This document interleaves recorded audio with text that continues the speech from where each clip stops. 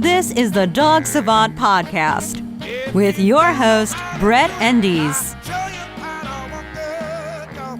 And we are live. All right. Awesome. Bill, what's up, man?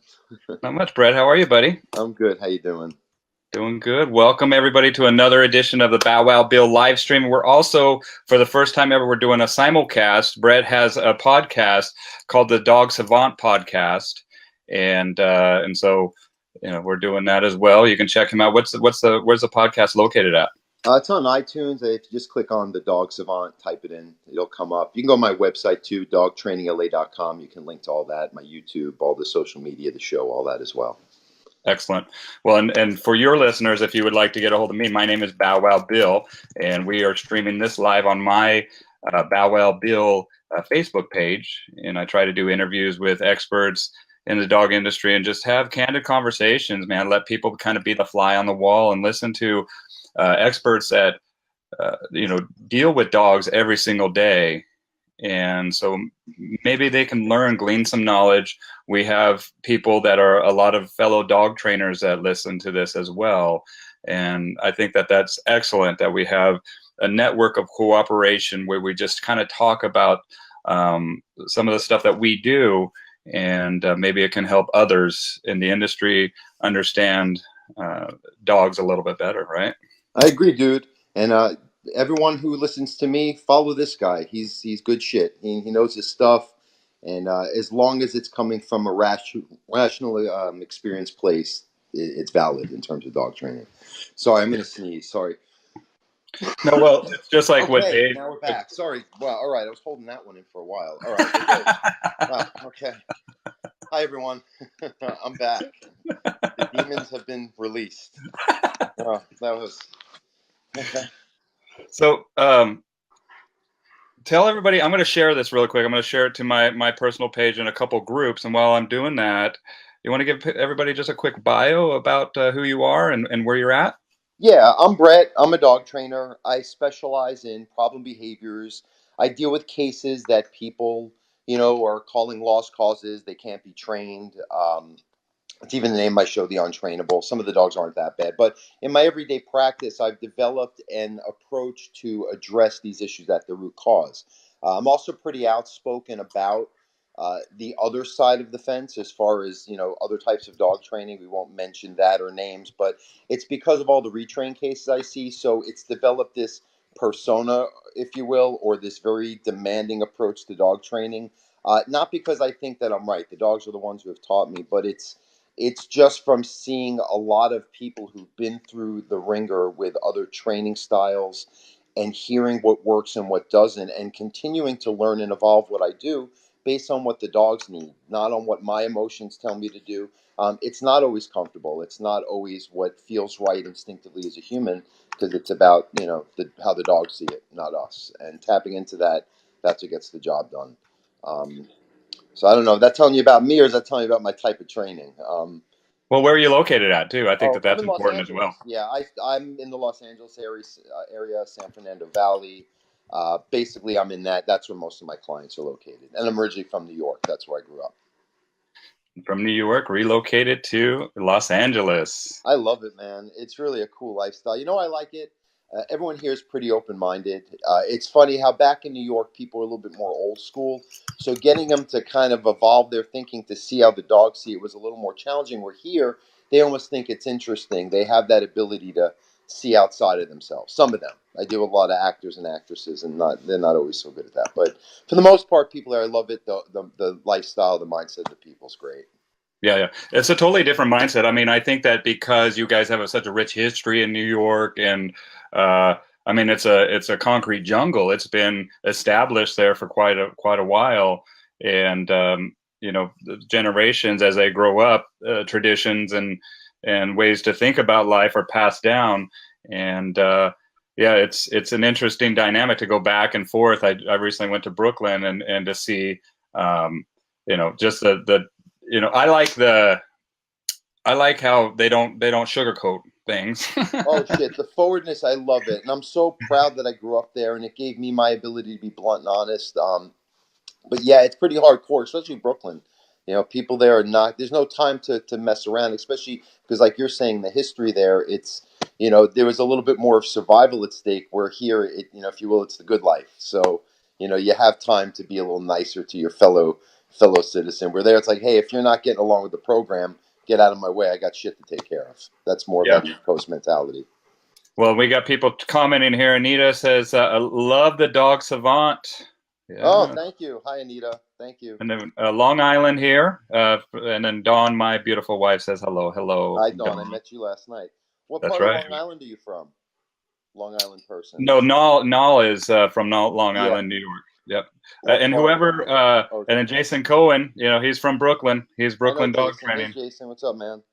And wherever you're from in the world, list it down in the comments. It's always good to see how many people tune in and where the heck you're from. We have people all over the world that watch this show, and a lot of people like to catch this show live. So if you don't mind hitting that share button and getting this out while we're live, and if you have any questions for Brett or I, go ahead and type them in the comments below, and hopefully we get to them. We want to talk about Brett's new show today, the Untrainables, and we'll show a couple clips and just talk about what he does and some of the observations that he's made as a trainer in the industry and what brought him out to LA. And the thing is that he mentioned a couple things just during his introduction there. One was about lost causes. Where these dogs are labeled lost causes. It's an epidemic right now, man. I mean, because the purely positives, all right, I said it, they've infiltrated the entire shelter rescue system. The vets are indoctrinated because they've got to be politically correct to keep customers coming back.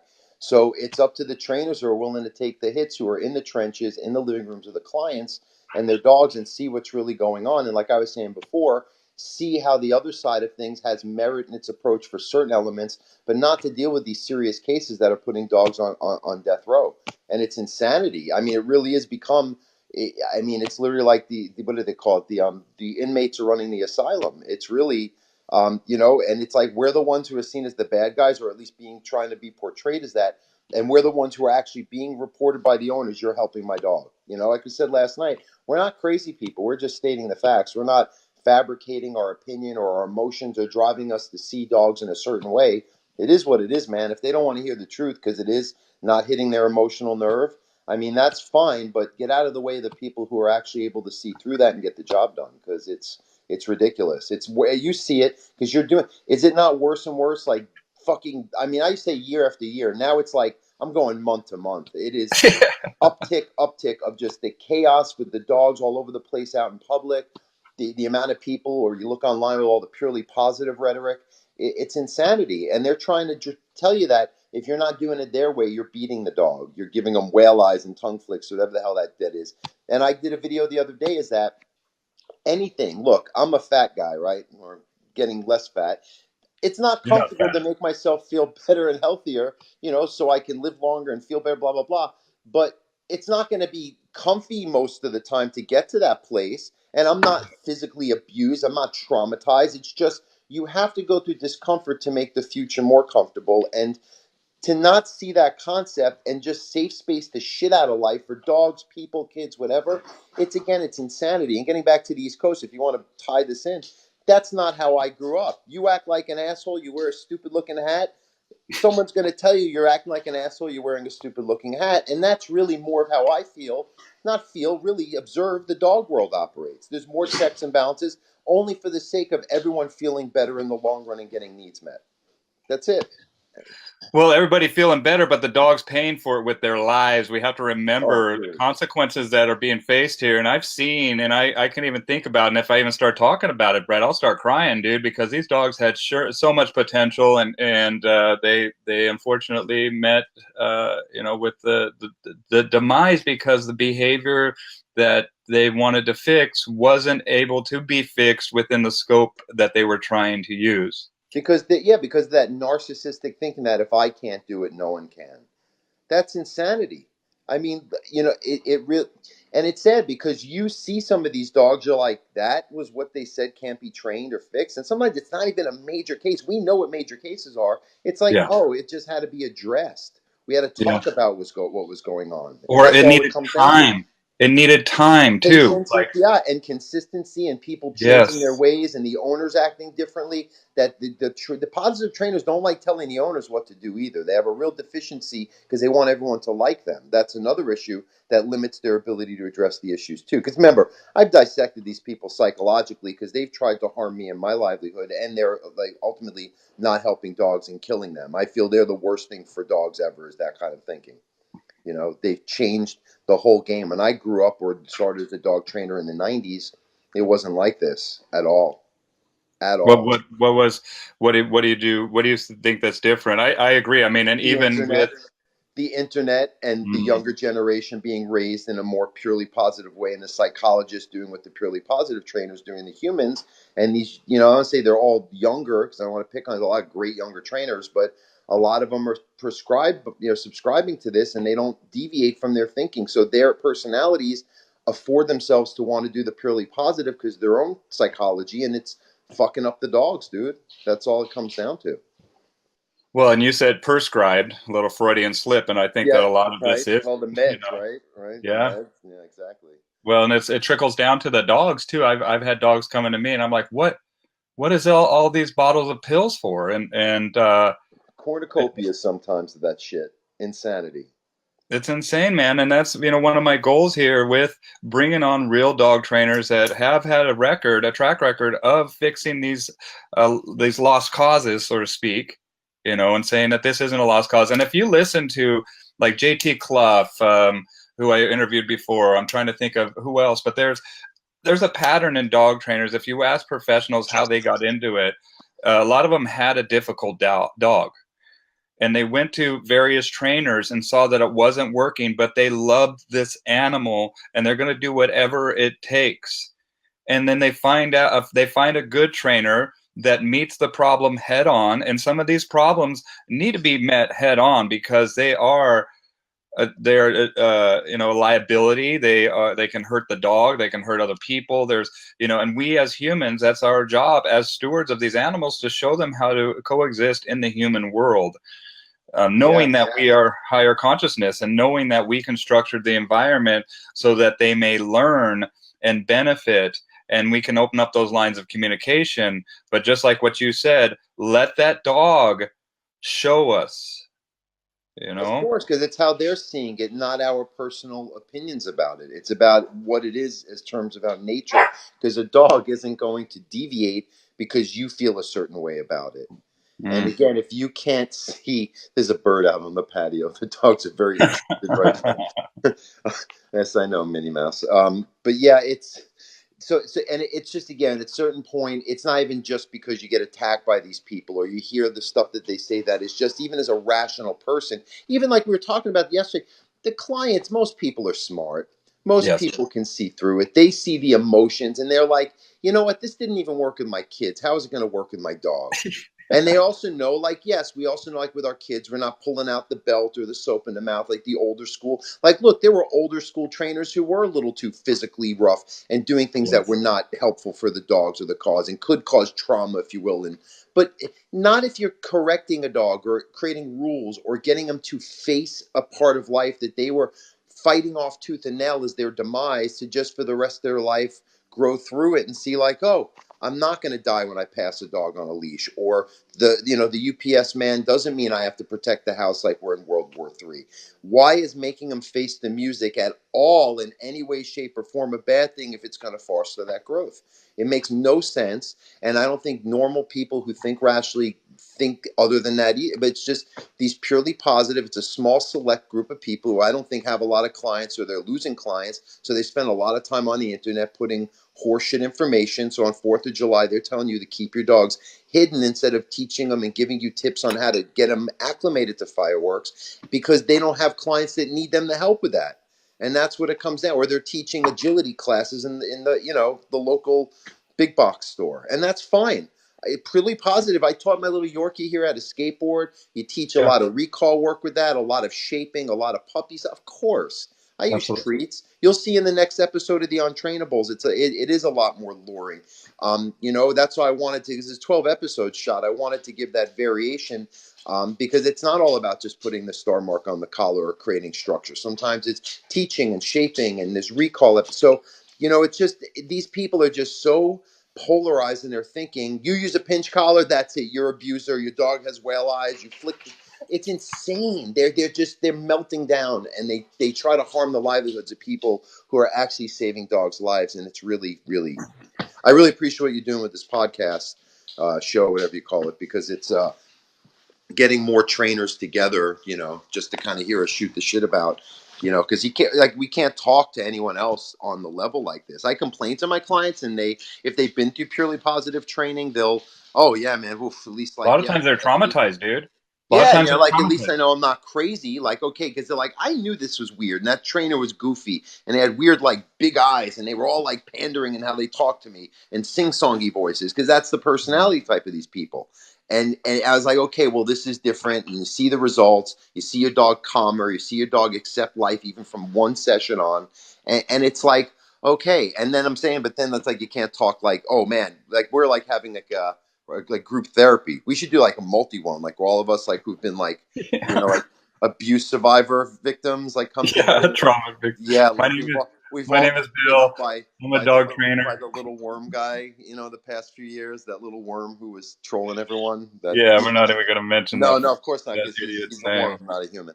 But Yeah. yeah, I'm just saying, like, it's funny, like people who have like had to deal with that. It's just stress, dude. We love dogs. We go through a lot of We shit. traded our lives. We traded Yeah. our lives for this. I sacrificed everything to even be out here to work on the show and all that, because of how much I want to spread this message to help dogs. And these assholes who just have a feeling because they got anger, whatever's wrong with them, they want to hurt the people who are just telling you how it is. It's sad. It's a Well, it's sad. purely. I think that the most salacious attacks I've ever received in my life are from trainers that consider themselves to be purely positives, and I think that it's also very telling that the salacious attacks that happen to people, it's like only one way, the street of being positive, and it's like, why can't we, have come together? There's a Woodrow Wilson quote, I believe, about, if I come to you with my fist balled, or you come to me with your fist balled, mine are going to ball up right away. And if we can come together talking, I got to get the quote now. But that's it. It's like they're already, and I get it, because we're in the emotional arena. But the thing is, and we talked about this, is like they're trying to think with their emotions, And and it that's blinds them. It's separate. like when a dog's in reactive state, they're unconscious.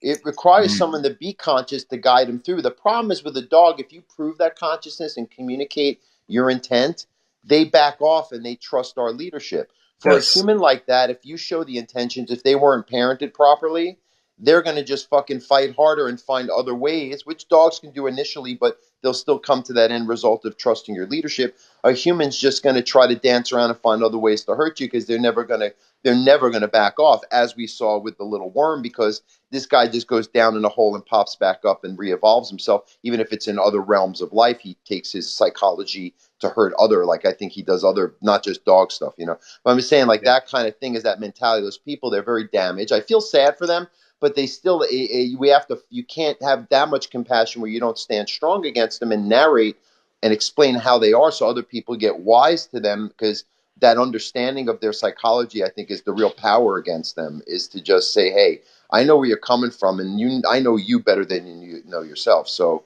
stand off, because I'm not backing off from your abuse. Because that's Yeah, it. It's just exactly. bullies, abusers, all that stuff, Well, and sometimes they need to realize that that's it. They've taken it to a point of abuse, and and not only that, but just like we were talking about luring and shaping, every dog is an individual.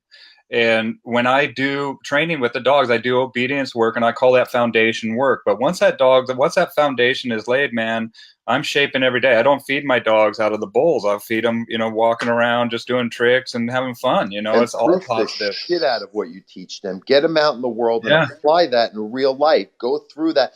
Who cares if you're going to get collar shamed by the public because you're training your dog how to do something now out with distractions? It's only going to Yes. get them better. It's like building a muscle. Everything gets stronger through, again, it's going to be uncomfortable and challenging for the dog and the owner, but if you handle it and build it from, like you're saying, the shaping stage of it all the way up to the proofing, then it's like, yeah, of course, like we can expect. You just have to, you're saying the time and no one sees the big picture. I think last night you had mentioned a certain dogs that take 6 months. I got So one what? here. I got Humans one could here. take a It's going to be decade to 6 fix months. an issue. Yeah, Yeah. right. And it's where I have a case now. The client, she's so much improved, but if you saw her in class, you'd still think she was the worst dog in class. But she is, I mean, I'd say exponentially more improved than any other dog in that class combined. But they've been working with it for a year and has the most dedicated owners I've ever seen. Awesome. So they're going to continue to improve because they think this way, they get it. Other people, like, I have some of these clients who, that's really names I can't mention. They just pay me. They want me to come every day, and in certain instances, I'll do it, or I'll say, "Look, I got to pass this." I got a guy who's a nanny for his dogs, literally bona fide a nanny for his 2 dogs. That is dedicated, and a chef just for he has no kids, very wealthy. But the nanny and me, the dogs are impeccable for us, and he has issues, and I only still come because he says, "I know it's me. I got to follow through better." Blah blah blah. But some people are like, "No, I just want my dog fixed. If you can't fix it, that's it." I'm like, "Well, your dog is going to take 6 months, whatever."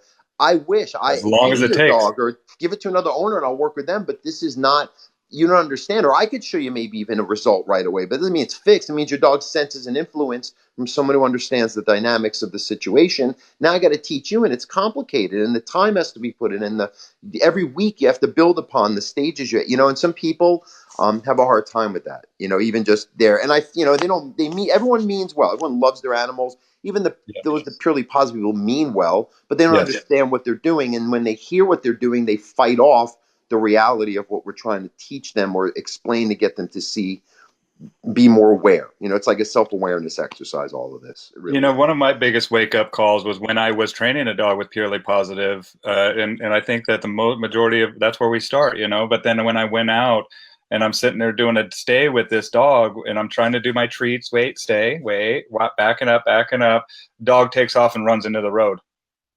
Without a leash? With a leash, luckily, but it was, I couldn't grab it. I had to run and like chase this dang dog, and I'm like, whoa. This is, and it was, made me get a long line. It taught me, but then I was just like, man, I got to have a method that is bulletproof, and I searched it, and I'm searching. But the thing is that I tell people all the time, don't listen to me. Let your dog show you that I know what I'm talking about. Your dog is going to tell you if I'm full of crap or not. Yeah. And that's it. Owners aren't going to let you come back if there's not a response and you're doing something that's bad for them. Unless I sell the owners and just be like, hey, look, this is normal. Yeah, your dog. 10 more lessons and we're good. Or your dog reaching in my pocket, with its nose for the treats. That's just perfectly normal for training. Let's listen to read some comments. Training the handler and owner is more difficult. That's exactly what we were talking about yesterday. Is like that is the dogs are the easy part all day long. That's all it is. It really the whole even. Look, we did a lot more than the 5 minutes the shows are, but it's for the internet. It's got to be kind of quick information. But the takeaway is like if you don't train the owner, the dogs won't listen. That's really what the untrainables is really. It really means the owner. That's all this is. It's the untrainable owner. If you can train the owner, the dog can, because they'll put in the time and change their ways for the dog's needs. Well, that's dedication is what we need. Sacrifice that what most considered a life, but every day I'm changing lives, mine included. Good job, Anita. Yeah, I like Anita. Anita's one of those ones that actually stuck around. People get weird on social media when I have some show out. I don't know. We talked about it last night. Some people are a little funny with me, but I hope you appreciate what I'm trying to share and get more of the right kind of message out there to more people. Absolutely. Well, and that's it, is that we all kind of have our own tune that we sing, all of our hearts beat to a different beat, and we have something that's going to correspond with people. And, that's why we all have stuff to teach and learn from each other. The thing is to really do it instead of spinning our wheels in causality or calling something blue when it's black, or it's like we have to know what the truth is. And truth, people have asked me, what is truth? And I say truth is anything that has undergone the event of having occurred or is occurring right now. Very simple. Not your perception of it. Not your perception of it, not your perception. Your perception. There. Yeah. You know, and that's a big problem too, is that people think that their perception is truth instead of your perception is a culmination of your experiences and life and trauma and all this stuff, and it's completely different. And that's a beautiful thing about life, is that we are all different, but the thing is that we do need to understand that thinking that your perception is truth is what's called solipsism, and we call that the biggest lie. It's like confirmation bias, right? Is that the same idea? Just because it's I mean, you can pretty much finagle anything when it's all up in the air. Well, we do. Look, people do that to the point of seeing things that aren't there. Literally, like, yeah. I mean, that's the nature of people. Or not seeing, yeah. They get it out of their past traumas, their wiring, their karma, whatever you want to see it as, Right. Is it okay if I walk around while we're doing this? If you see me, I want to grab another cup of coffee. Yeah, go ahead. I mean, but just don't be pacing if you don't mind, just because you don't want to make people motion sick or whatever. But positive only trainers don't understand how to communicate. I also don't think it's much foundation, just like we were talking about, Bobby. Much foundation work we use before adding the corrections. And that's the other thing too, is that the conditioning phase with this foundation work, it's all about time. Yeah. Remember, slow is fast, less is more, Dude, I saw a client, not a client. I was with a client at a park the other day, and I saw, you know how you can just tell when it's another trainer by their stance and how they're talking with a dog under on a leash and a group of family in front of them, right? Like, oh, that's a trainer. So we passed by, but then I come by, I'm like, I got to hear. I'm kind of funny. I'm like, let's listen what he's got to say. He was a little puppy golden, probably 4 or 5 months old, and he was correcting the shit out of it. It was already cowering. I'm like, too much too. I didn't say it, but I'm like, see, that's the other side of the fence. That's too much too soon. The guy wasn't reading the dog, and just by age, what possibly could that puppy be doing to warrant? Maybe you shouldn't be out in the park practicing yet because you haven't built up that focus or the command work to even be correcting it. You're over threshold. You're in overwhelm. Don't correct that dog for being overwhelmed. Recognize where the thresholds are and work on that, and so the dog can get more and more comfortable. So sorry, guys, for me. Like, oh, don't worry about it. Yeah, I was working so late last night, and I had to do a bunch of things before me and Bill here are doing our show. So yeah, we were chatting my morning routine. I know it's a little late here, but and while you're doing that, I'm going to read some more. We have a bunch of comments. The camera. That's just lame. I'm not going to be that guy. Okay. There you go. We see your nostrils. But hold on, Brett. I'm going to read some more comments here, okay? Okay, cool. William says, had a customer this week. Dog pulled on lead for 4 years. Never wanted to use a slip lead as it felt it was cruel. However, 1 minute in dogs walking on a loose lead, when used, the gentle leader, the dog pulls and cuts his nose trying to get it off. So the fucking harnesses put pressure on their body. I'm like, you're going to put a few corrections or some focus building or take time to structure the walk, and then you have a loose leash for the rest of their life, but instead you rather put a harness and they're pulling and reacting because of it for years. How does that make sense? Because in your mind, it's perceived as gentle. It makes no sense. Yeah, that's what we see. What he just explained in that comment is exactly what guys like us see and why we say what we say. And then when we're saying, like, what are we living in the twilight zone? We're talking about what we just saw in the client's house just today and many, many times before. And now you're telling us we're crazy, we're dog abusers, we don't know what we're doing. It's so frustrating. However, more of us, I think, are, because I don't know if you notice, I'm seeing more dogs out in public walk with pinch collars and walked in a strut. I think it's almost the pendulum swinging the other way. I think people like Jeff and other people are putting a lot of good online info and giving because I send a lot of my clients to Larry, those kind of guys, sending that really good, like putting it out there, taking the hits because I'm like showing. Well, we got a shout out. That's it. Yeah, exactly. Eric, all those guys, and he's coming on. And people are smart, like we talked about. Yeah, Eric Latender, that's how you pronounce it, right? Sorry, Eric, if I'm not. But I've known Eric for a while, and he gets it. And that book is one of the most awesome books to break this all down. It's the book I wish I wrote 10 years ago. It's awesome. I tell all my clients, I share it with them. It really opens your eyes to what's really going on. To and what is. Need to know this. Yep. To what is. Not what be has. afraid to speak like we're speaking. And not think that because you're not being politically correct about dogs, you're going to be called a dog abuser. Our track records speak for themselves. We haven't done anything where people's words aren't going to hurt us. And yes, I remember a few years ago when I was relocated here and I was restarting my business and my reputation to get the show. I was scared of what these people could say about me because they had more time to put information with my name on Google searches. But you know what? Once you get to a point where you're like, no, the dogs need me to just say what I have to say, and you get a good reputation in the real world. The online world, those people don't mean anything. And then it's just like what Jeff and Larry and these guys are doing to help just more dog owners. Look, my show isn't as technical, but that's the point of it, is to just get people to realize if you change, your dog can change. You can put a collar on your dog. You can take the harness off and you're not going to choke them. And it's funny, you're talking about the people come out of the woodwork.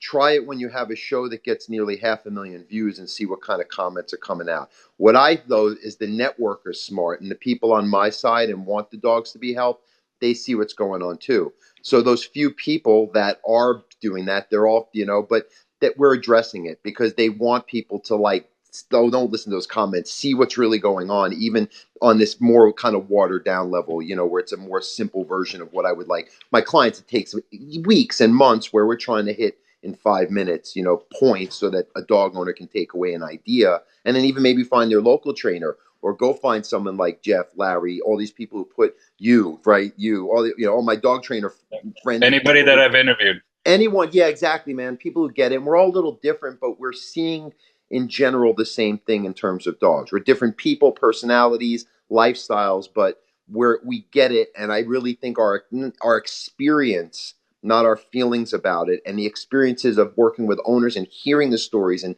hearing their experience, that's really what's driving us to do what we do. And seeing it works. Look, if enough unrelated people tell you the shit works, you keep coming back and doing it, right? Especially if it's helping because it feels good.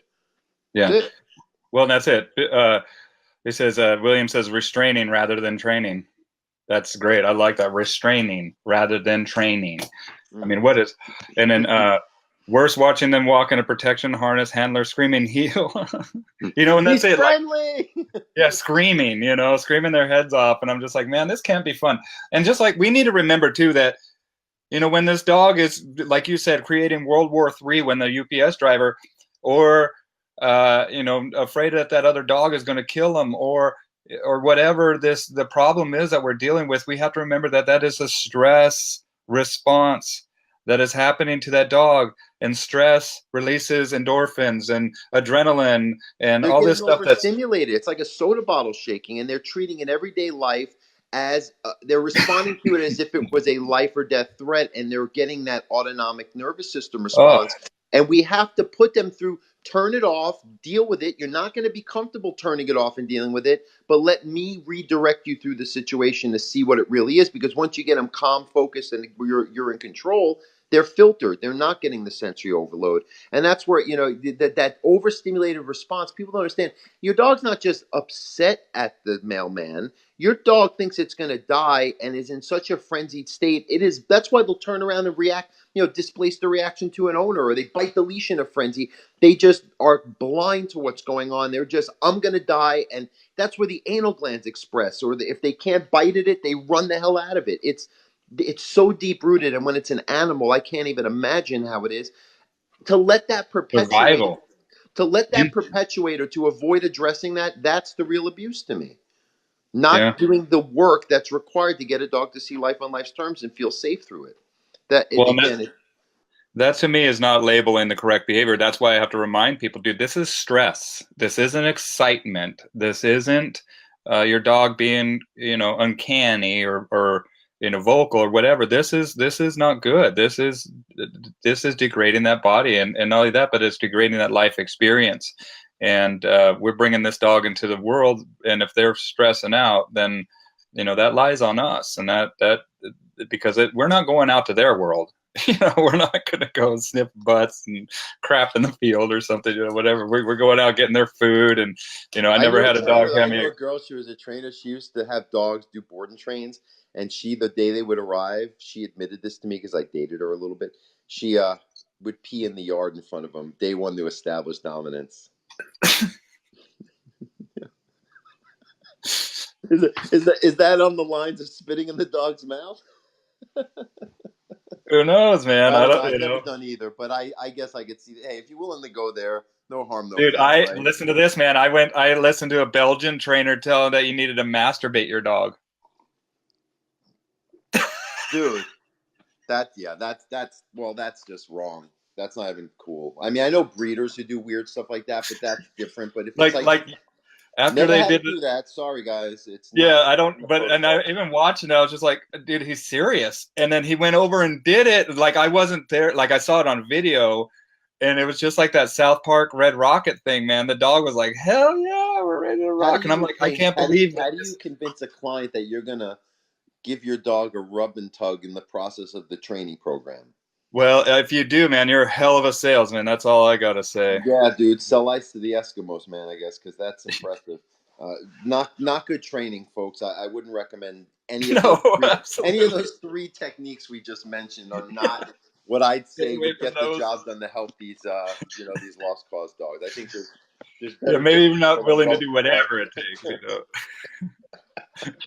Yeah, that's it, you know, and that is okay, I haven't heard a story like that. I'm gonna find it. I gotta find Yeah, like I mean, I like see Google it, man. You'll find it. their There's stuff. trainers out That's there. pretty crazy. Yeah, that's a little disturbing. Yeah, absolutely. But you know, that's it. Is like people are out there, dude. And you know, and that's the other thing too, is that we as individuals, and then the dog is an individual, and then we're dealing with an individual on top of that, and then we have the environment that's always changing. And so this is definitely an art and a science. Rough and tug. Uh, Everybody's all commenting on it.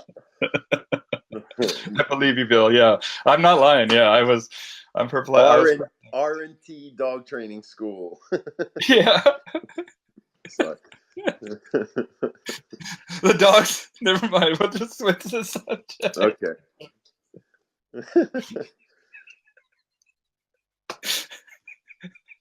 Dude, I'm done. All right. Yeah, I can't see the comments. Oh, you can't. Well, here it says, "I believe you, Bill." I'll just pop them up. Big I believe you. I'll eyeballs. take your word Big for it. Right, eyeballs. exactly. I'm with Imagine them. that in a group class. Oh, well, that's called. Now let's stop. Let's Yeah, stop. Yeah, that's let's purely stop. positive, like on steroids, man. I don't know. So, That's wrong. Well, look, so again, let's if you talk don't about want to get so. untrainables, dude. Oh, the Untrainable, dude. So I'm psyched. If Oh, anyone shit. knows my. Hold on. There we go. Oh, okay. If anyone knows my story, I relocated to LA. I have a lot of family here, but I also was here because I had the opportunity to do a show. It was a long process. It's not like you just get lucky. It's a lot of hard work, a lot of meetings, a lot of this is going to happen, then it does it. And I actually was going to do a show for Nat Geo Wild. I had a pilot deal. We were going to do a first season for 2019. I was literally going to replace Caesar. I had the same production team. I had the same business manager for 6 months. And it was it. That was what I was sort of alluding to back in like the winter time. I couldn't talk about it because I was under contract, but I did a huge pilot. I got paid a lot of money. It was a big thing. I was, like when you're a dog trainer, a dude from Queens who on a last 40-year-old, because life was hard for me until I moved out here, a last Hail Mary at life, and it actually is working out. You're like, oh shit, then it doesn't work out. The day my contract ended, Nat Geo says, nope, because I think Disney bought it. Was something. It wasn't really because of me. It was just something happened with their network. But anyway, a week later, Jukin Media, who does, if anyone knows the Chewbacca, that lady with the Chewbacca, man, they do a lot of like the cutesy videos, stuff that me and Bill talking about are not the kind of stuff that we're really privy to as real dog trainers. It's sort of more the cutesy. It's why we love dogs, but we're like, stop thinking that way. You got to get real with your dog because they have problems. But it's on that network. And they wanted to do real training programs, like not the cutesy stuff. So they heard what happened. They reached out to me. And I was a dick. I was like, dude, I just went through the ringer with Nat Geo. Fuck Hollywood. I hate you people. And I'm going to take clients in the bit. And honestly, 75% of my clients are in the business in one way or another. It's just incestuous here. And so I was like, fuck them. I'm mad. I even had a meltdown like on social media a few months ago over it. And they're like, no, Brett, we really want to work with you. We just got to meet you. And I'm like, fine, I'll come in. And they gave me a deal. So we shot 12 episodes. There's been 2 out. They come out every Saturday. And it's been great. And it really is just, like I said, it's sort of like an abridged version of what I do with my clients. We don't cover the full spectrum. That's what we're hoping to do if we go into more seasons, to get a longer, more detailed show to evolve it. But it's great. I mean, do you want to? Is that kind of what you want me to talk about? Do you want to talk about actual episodes? Anything? Well, I could show an episode. I mean, we Sure, can give an example. Yeah, if you want to show like clips, I don't know if people really, Let's see. want to watch the whole thing, but we can even talk about the hairbrush one if you want to. Yeah, Saunders, that dog. Is this the one here? Because you know why it's good? Because this is one that I actually look.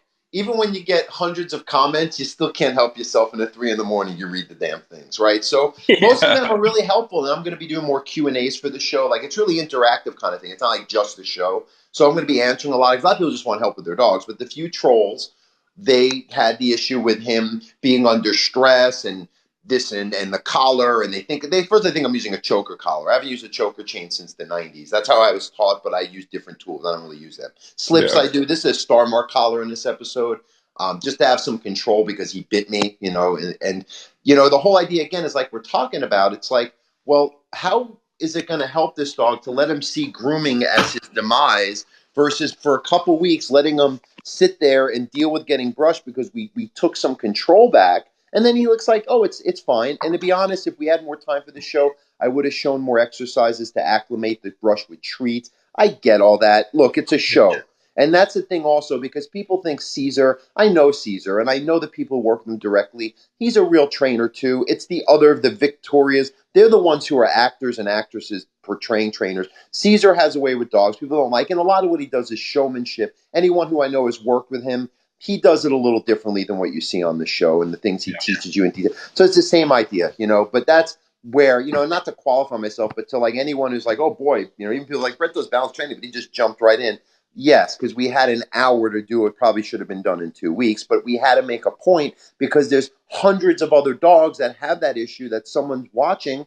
They can start doing it, or they can find a trainer that gets it. Oh, okay, this trainer doesn't use harnesses. Maybe he'll help me with my dog's hairbrush. That's why we're doing this show. That's all it is. Show people a different form of what's possible, dude. That's it. It's like, look, you don't have to live like this. The dogs change. That's all this is about. And anyone who's getting that, I appreciate that. Because some people in the dog world already, I've seen a few shit comments. And I'm like, guys, you have to understand what it's like. It's not like I'm giving technical videos. It's a network creating it. But the network has been so great as far as letting me do what I do, and they're just editing the key points. It's really actually been, it's not like I'm doing a caricature of myself. I mean, it is pretty much what I tell people. It's pretty, so that I'm cool with. You want to get to the clip finally, so then I'll shut up? Because I just want to make a point that this is basic animal husbandry. Like this dog cannot live without being maintenance. I mean, it would turn into a horrible life for this animal. And it's not just the hairbrush; it could be it's other things too. It's just and he's gonna bite a kid over the dog. A kid moving too fast near it, or petting it over the head, or whatever.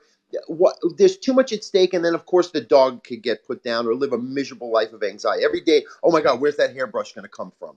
Or get mats, like or get overgrown nails. That every step is painful, right? So we gotta.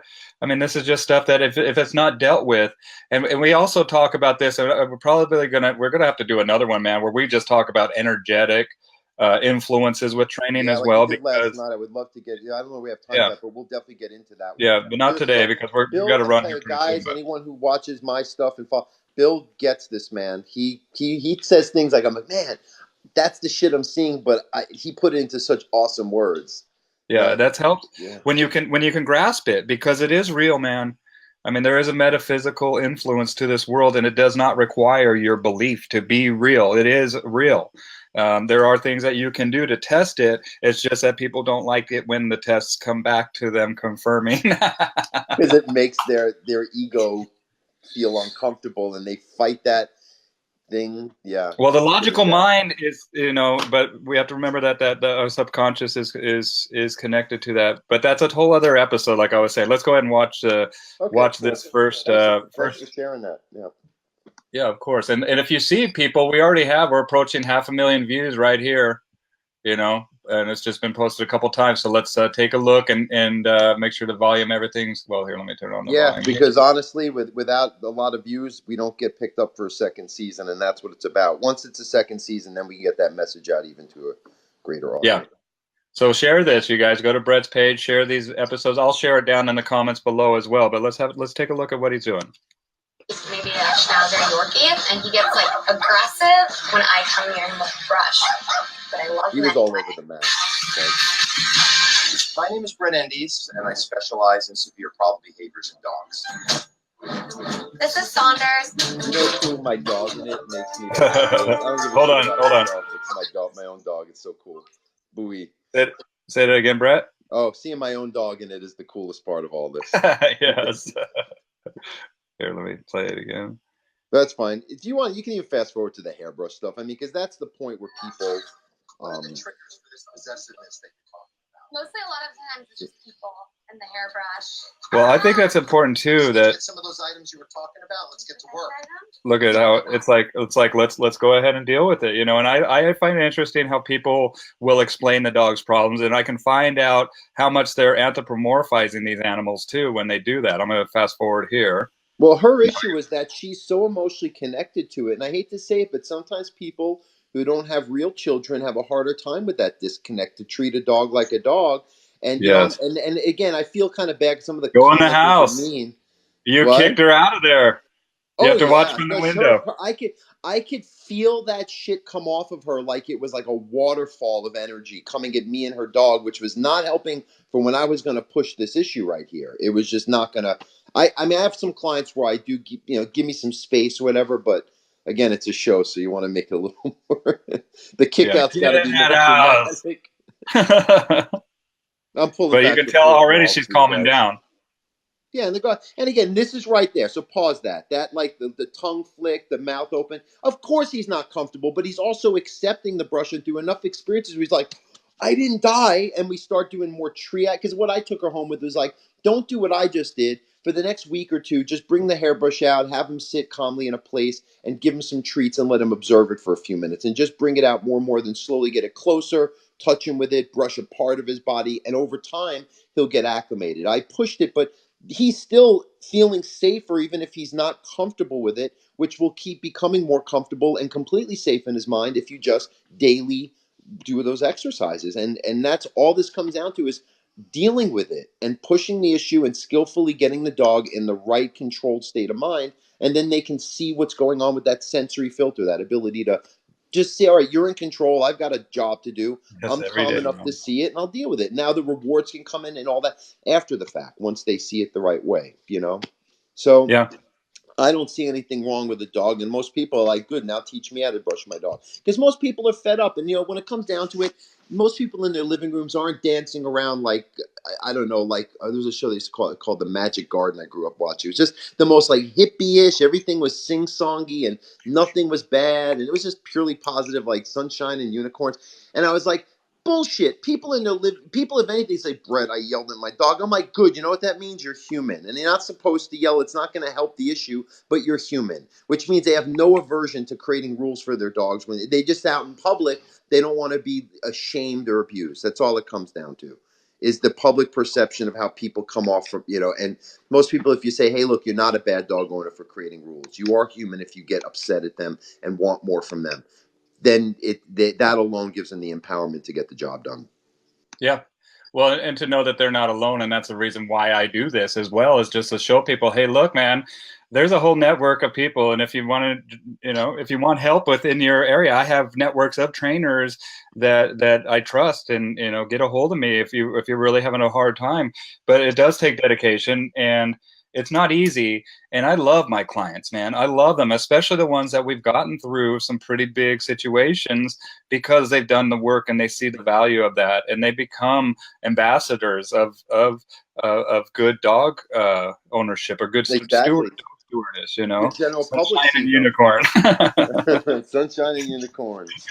Yeah. It's all about sunshine and unicorns. I wish, man, but SNU Dog Training School. We got the RNT and the SNU. We just branded 2 new names for dog training academies. I'm buying the .coms right now. There you go.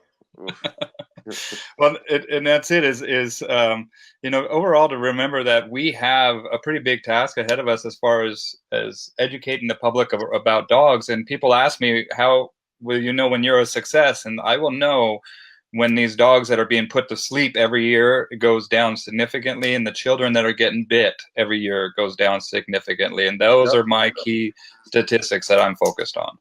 Do they have statistics on dog-to-dog incidents, like where dogs bite dogs, whether it be mostly like out in public or at dog parks, because there's less, the vet, I guess it would be vet statistics, like how many end up, requiring vet care or get euthanized or killed from. Yeah. I mean, because look, to me, most of my cases are leash based reactivity towards other dogs, because there's Yeah. to a dog being in a restricted position on a leash when they're walking in a hypervigilant way, another dog is seen as the most potential threat to them. And that comes back to that leadership, structured walking, and acclimation in the that's why I do a group class so all the dogs can walk in a pack and learn an experience of being close to other dogs, but the other dogs are under control too.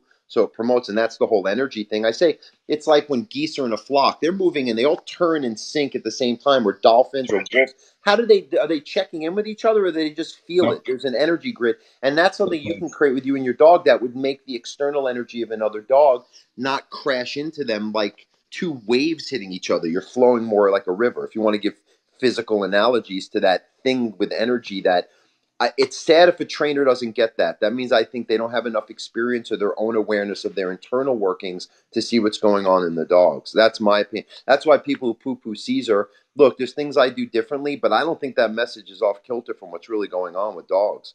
I hate kids. Oh, you should not. No, I'm not against him. I would love. I'm honestly. I tell my clients, watch his show. Again, it's a show, so it's not going to give all the details, and it is dramatic because he's an entertainer. But it also is good message, and the energy thing is a huge component of everything with us too as humans. And that's why I appreciate you, because you not only get it. I'm sure a lot of trainers get it, but you articulate it so well. I think that in itself, not only a show, but could be a whole book, a whole seminar series, and everything. Oh, dude, I'm working on it. I'm working on the power of intention with training, and I've already told people down in Australia, California, Philadelphia, and I have, you know what, dude, I can show proof. I mean, I can show proof of the electromagnetic field. Let me see what books I have here that I could just see. Morphic resonance with Dr. Sheldrake studies that with dogs. Yeah, science of being stared at when the dogs. Dude, all that more. All that stuff here, right here, man. Primary perception. So this one right here. On my massage table. What I got? Do you this give one. or take the massages, Bill? What's that? Are you giving or taking the massages? I'm not. After my freaking R&B comment, I'm not saying another word. Just for the dogs, Bill. So, ladies and gentlemen, this right here is by Cleve Baxter. This is Colonel Baxter wrote this. Okay. And what happened was, and I've talked about this before, is that they around the time that they invented the lie detector test, which reads different cues from our body and our electromagnetic system, and our heart runs on that. And any deviations show that maybe that there might be some underlying subconscious hurdles or hold on one second. I might have to go grab my dogs here. Positive person at the gate. Just a second. Hey, ow. I'll talk. So what Bill's talking about is true. There's a so called a they took HECS, and it's what's about that? those. I was just filling in the dead air time. I was talking about, what the hex suit is. They use them for hunters, use them, and shark marine. And it's that suit that blocks that. And I actually have one. And it's funny because I got a new one that was fitting better, and my dogs do act different when I put it on around them. Like, they know it's me, but their demeanor's they're not off-put, but I know my dogs, right?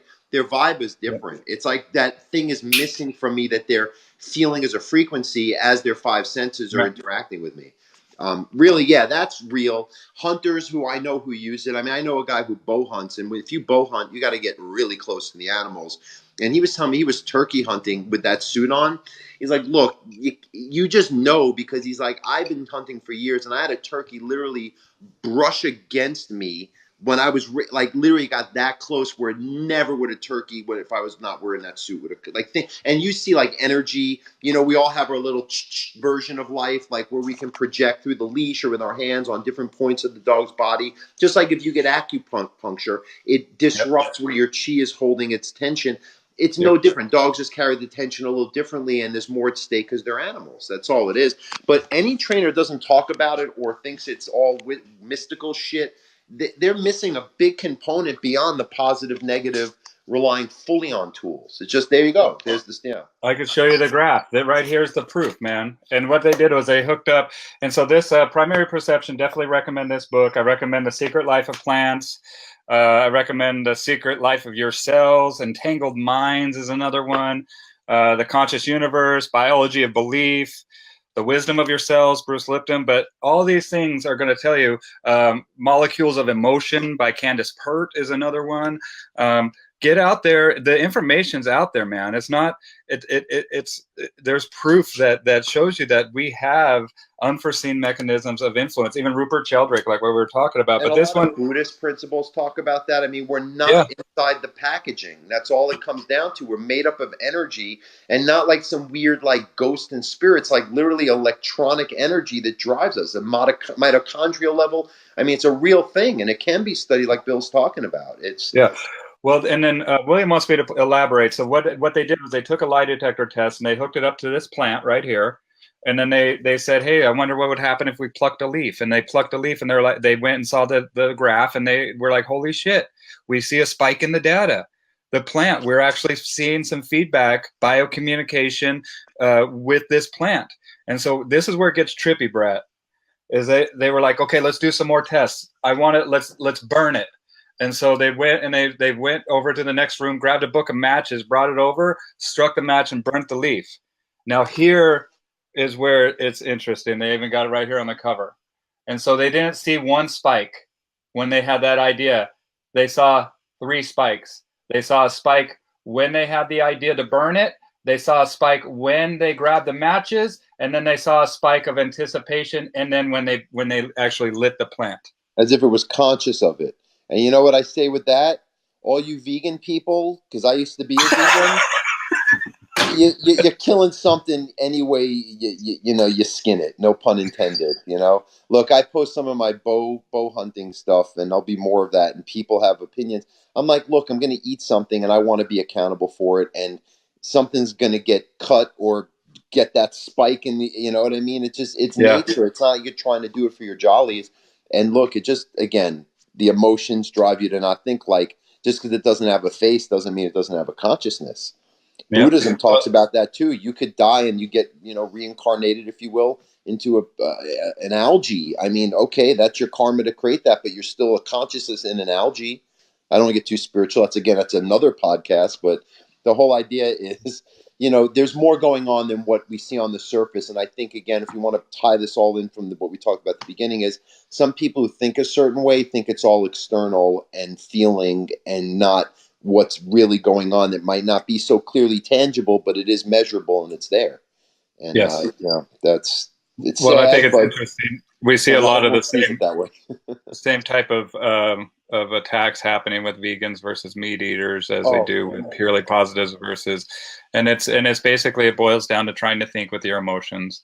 And the other thing that's cool about knowing about this effect is that the effect that gratitude has on the, and Rupert Sheldrake calls it the morphic genetic plane. And that's what we're all connected to subconsciously and energetically. And but dude, we're going to talk about that later. How do people get a hold of you, man? Let's wrap this up because you've got a busy day, and then Brett will be back on. Awesome. And so good talking to you, Bill. Thanks everyone for watching and your questions and all that. For me, you can just go to my website, dogtrainingla.com. That's where you can link to anything. My YouTube channel. I think it's Dog Training LA also. And then my show, The Untrainables, it's on Facebook Watch. Every Saturday morning, a new episode comes out. So far, we've got 12 shots, so we'll have a new one for the next couple months. Share this. If you're in the dog training community, share this because a lot of you are going to put this out and give it some more momentum. It's doing great. I'm really happy with the feedback so far, but reality is there's a lot of competition here, and there's other training shows that might not be giving as pure a message, so it would be helpful too if we want to help dogs get more of this message out there, because I'm not going to back down. I'm not going to sell out, if you will. I'm going to just keep trying to get this more balanced understanding of dog behavior out to, as many people as I can while I'm breathing. So absolutely. The dogs deserve it. The dogs deserve the truth, and they deserve a unified cooperation to help with the problem that we see with overreactivity, with dogs being euthanized, with children being bit, and just an overall misunderstanding. The medications, all that shit. It's got to be addressed for what it is. And the people who are telling you that you're wrong for addressing it, we have to have a good articulated response to them, like I said, because that understanding them better than they understand what they're doing is the power. And also, like Bill's saying, circling the wagons. We're all a little different. We all make fun of each other a little bit, and it's not us versus them, but it's those who are seeing it for what's really happening and have a proven track record and support each other, because there's more than enough dogs that need us than there are us who do it. So, just more people speaking up with, no, there you are. Oh, I'm forgetting what I'm saying. Look how cute. Look at you. Well, unified front, man. We need a unified and again, message. We don't have to all agree, but there's this look. And it's not about we just love the dogs. It's about, no, we're getting the job done. We see what's going on, and we can speak about it in our own unique way. And someone might not hear, like, we're kind of saying the same thing, but you saying it'll tap into some people hearing it. Me saying it'll tap into, and eventually we're going to hit it, and then it all interconnects, and then we've got a better message where the purely positive stuff is the outcast and the rational stuff is what, and the purely positive is like, hey, you want to teach your dog agility or all this cute stuff? That's the realm that it's going to stay in, and it's not going to jump into the side of the fence where it's like, hey, you're playing in the major leagues here when you're trying to resolve problem behaviors and you're even thinking that way with your emotions. You are very responsible for that way of operating, and that's why, again, we're doing what we do and speaking the way we do. That's right, man. Awesome. Thanks, Bill. So much. I look forward to having you on. I love it. Anytime, man. It's really cool. Well, I'm going to say goodbye to you on the other side, so don't hang up yet. And then everybody else, hit that share button. Get this out far and wide. I got a bunch more episodes that are scheduled, and we're definitely going to have Brett back on. And thank you, as always, for tuning in. We'll see you next time. Awesome. Thanks, everyone.